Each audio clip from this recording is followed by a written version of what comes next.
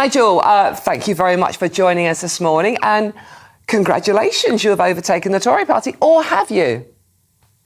Well, I mean, the idea that the leader of His Majesty's Loyal Opposition is accusing me of fraud is absolutely disgusting. She may be used to being in a party that lies to the British public. We are not.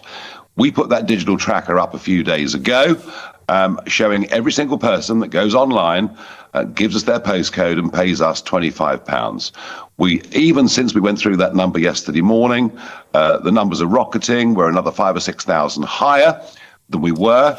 We went past the Conservative Party, and I know that Kemi Badenoch is well known for her aggression and for lashing out, but to accuse me of not understanding the digital age when I've got 5.5 million followers on social media and she's got fewer than 1/3 frankly, was a bit rich. I'm sorry, but the truth is there is a massive, as Cameron hinted a moment ago, the truth is there is a very big shift that is going on in British politics.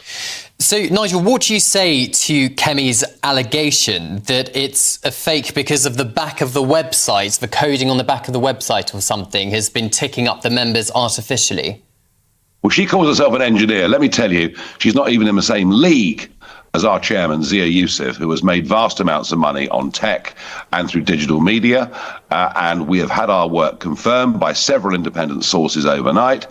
If the Conservative Party want us to call in one of the big four auditors to check the validity of our numbers against the ballot papers that were sent out of the leadership contest, thousands of which went to lapsed Conservative members and those that had resigned earlier this year, I think if the truth came out, she'd be very, very embarrassed indeed. I don't mind all sorts of comments being made about me, but to be accused by her of being a fraudster, I'm sorry, I'm not going to let this rest. The ongoing spat between Badenoch and Nigel Farage has been nothing short of entertaining. Badenoch, or Bad at Politics Knock, seems determined to take on Farage and his heckling expertise, but it's difficult to see how this ends well for the Conservatives. For those out of the loop, Reform UK has claimed to have overtaken the Conservative Party, and this has been verified apparently. To drive the point home, Reform UK hired a van and projector to flaunt their supposed superiority by beaming the figures onto the Conservative Party headquarters in London.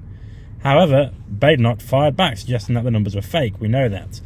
Farage, in true form, didn't take this line down. He appeared in a media interview. He launched into a tirade about Badenoch's accusations, calling them disgusting and a slur on his integrity. He boasted about the social media reach and defended the numbers as verified by independent sources. He even offered to have the membership figures audited, like that we know, by an external firm to prove their authenticity. While Farage and Badenoch are busy slinging mud, the real winners here might just be the Labour Party and the Liberal Democrats. For Labour, the division on the right creates a splintering effect, making it harder for the Conservatives to win back marginal seats. With Reform UK gaining traction, their increased support amongst disillusioned voters, Conservative voters, will siphon votes away from Badenoch's party, weakening their position. Meanwhile, the Liberal Democrats stand to benefit as well, particularly from the moderate Conservatives who are looking in on horror as their party devolves into infighting. Instead of presenting a coherent policy platform or focusing on attacking Labour, Badenoch seems intent on wasting valuable political capital battling Farage. For moderate Conservatives, this must be the final straw, driving them to consider whether the Liberal Democrats would be a viable alternative. The longer this drama plays out, the worse it looks for the Conservatives. Reform UK is not just a fringe threat anymore, it's a growing force on the right, and their ascent will continue to chip away at the Conservative voter base. Without a clear vision or strong leadership from Badenoch, the Conservatives risk bleeding support on both the right and the centre. But let me know what you think in the comments. I've been Jake from Just Jake. As always, subscribe to the channel and I'll see you next time.